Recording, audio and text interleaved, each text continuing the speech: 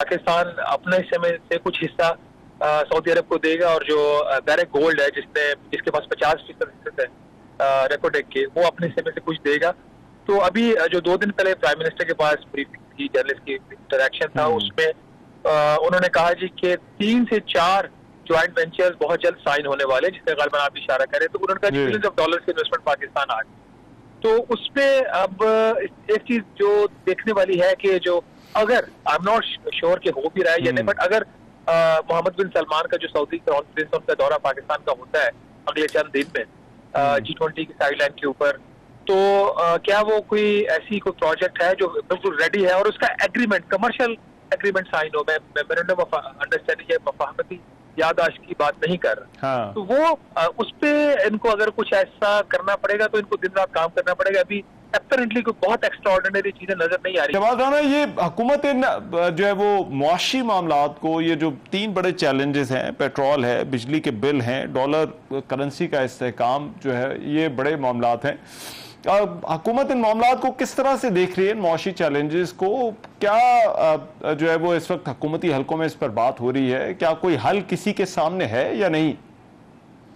बिस्मिल्लाहिर्रहमानिर्रहीम। बहुत शुक्रिया रहमान साहब। देखिए, पिछले 2 हफ्तों में या खासतौर पिछले 10 दिन में 2 ऐसी स्टेटमेंट, पॉलिसी स्टेटमेंट्स आई हैं जिससे मार्केट में जो सूरत हाल है वो खराब हुई है। अब एक कम्युनिकेशन गैप आ गया और लगा ऐसे कि पाकिस्तान में इस वक्त इकोनॉमिक फ्रंट के ऊपर कोई बंदा, कोई इदारा देखने को मामला को तैयार नहीं है।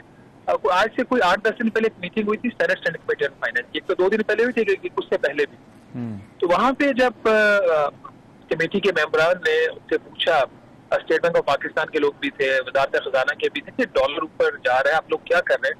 उन्होंने कहा हम तो कुछ कर ही नहीं सकते, हमारे हाथ बंधे हुए हैं और IMF जो है वो प्रोग्राम के तहत हम कुछ बिल्कुल भी फॉर्मली इनफॉर्मली कोई इन्फ्लुएंस नहीं कर सकते। तो कोई आप इस पर पॉलिसी स्टेटमेंट है, उन्होंने कहा हम इससे ज्यादा कुछ नहीं कर सकते जब तक पॉलिटिकल सिचुएशन ऐसी रहेगी, मामला ऐसे ही चलते रहेंगे। तो एक तरह से उन्होंने अपने आप को इस तमाम प्रोसेस से आइसोलेट कर लिया। उससे मार्केट में जो सिग्नल गया वो बहुत बुरा गया। दूसरा फिर उसका जो नेगेटिव सिग्नल गया वो इस हफ्ते जब खुद वज़ीर खजाना डॉक्टर शमशाद अख्तर साहिबा गई स्टैंडिंग कमेटी में और वहां पे उनकी 2 पॉलिसी स्टेटमेंट थी। नंबर 1 के जी, जिसको उन्होंने बाद में कहा कि मैंने लाइटर टोन में कहा है कि जी उनको ये जिम्मेदारी शायद नहीं लेनी चाहिए थी, जिस तरह की उन्होंने बात की जो अब रिपोर्ट भी हो चुकी है।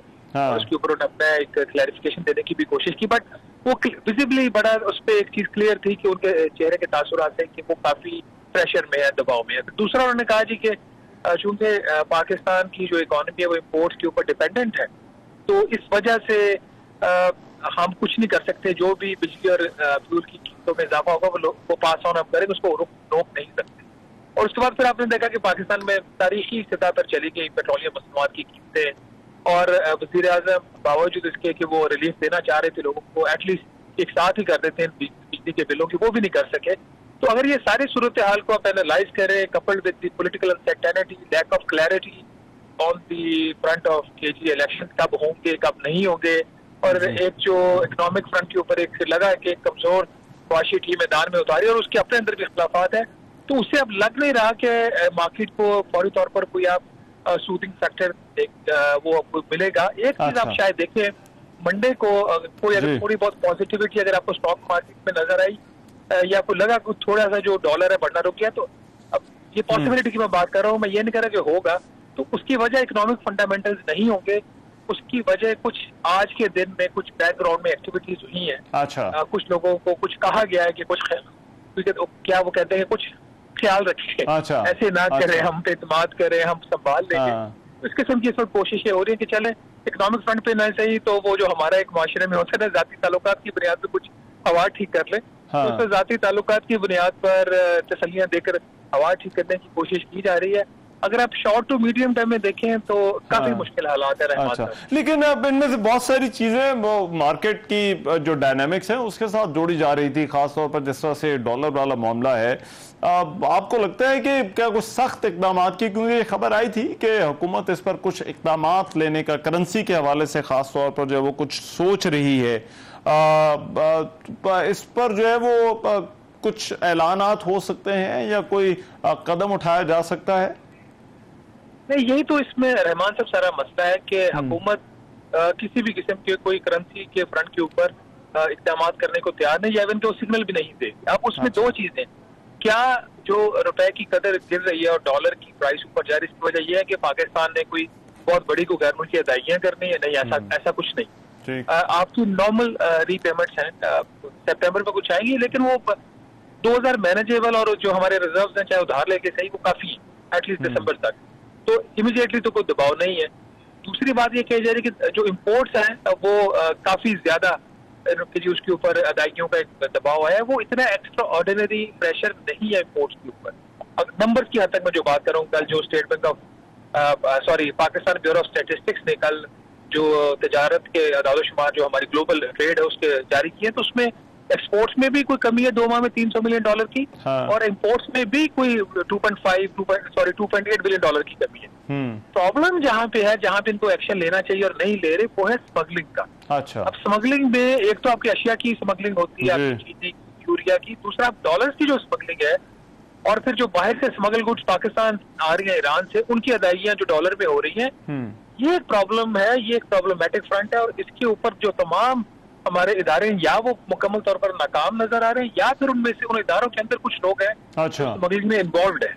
तो जो कल एक बड़ा इशू इस वक्त जो है वो हुकूमत के लिए कि ये पैसे कहाँ से आने हैं, इकट्ठे कैसे करने हैं, क्या टैक्सेस ही लगाए जाने हैं जो बिजली के ऊपर, पेट्रोल के ऊपर और दीगर जिनका बराह रास्त असर आवाम के ऊपर पड़ा है उन पर लगाने हैं, या फिर को बाहर से पैसे आने हैं और जो है वो प्राइवेटाइजेशन होनी है, वहाँ से पैसे जो है वो लिए जा सकते हैं। तो इस हवाले से क्या इतला है, क्योंकि इख्तियारात बढ़ाए गए, ये भी आया कि जो है वो कुछ ये काम जल्द हो सकता है, कुछ बाहर से भी पैसे जो है वो जल्दी आ सकते हैं, तो उस हवाले से बताइए क्या इस वक्त एक्सपेक्टेशंस हुकूमत की इन हलकों की क्या हैं?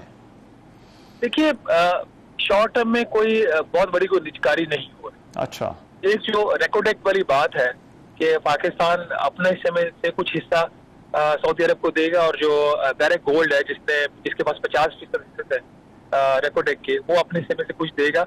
तो अभी जो 2 दिन पहले प्राइम मिनिस्टर के पास ब्रीफिंग थी, जर्नलिस्ट की इंटरेक्शन था, उसमें उन्होंने कहा जी कि 3 से 4 ज्वाइंट वेंचर्स बहुत जल्द साइन होने वाले, जिससे गलबन आप इशारा करें, तो उन्होंने कहा बिलियंस ऑफ डॉलर्स की इन्वेस्टमेंट पाकिस्तान आ गई।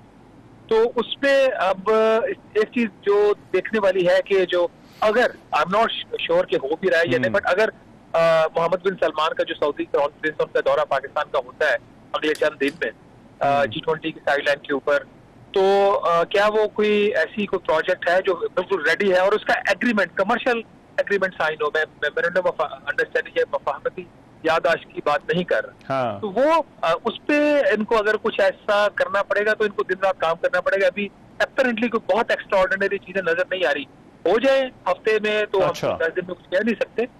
रेकोडेक वाला जो मैंने जिक्र किया था, रेकोडेक में भी अब जो उस दिन जो हमारी ब्रीफिंग थी उसके बाद जो मिनिस्टर से बात हुई, तो उन्होंने कहा जी कि अभी उसकी, मैंने उनसे पूछा कि इसका साइज क्या है पोटेंशियल, अगर सऊदी अरेबिया इन्वेस्ट करते हैं इसमें रेकोडेक में, तो उन्होंने कहा जी अभी तो इसकी बैंकेबल फिजिबिलिटी तैयार ही नहीं।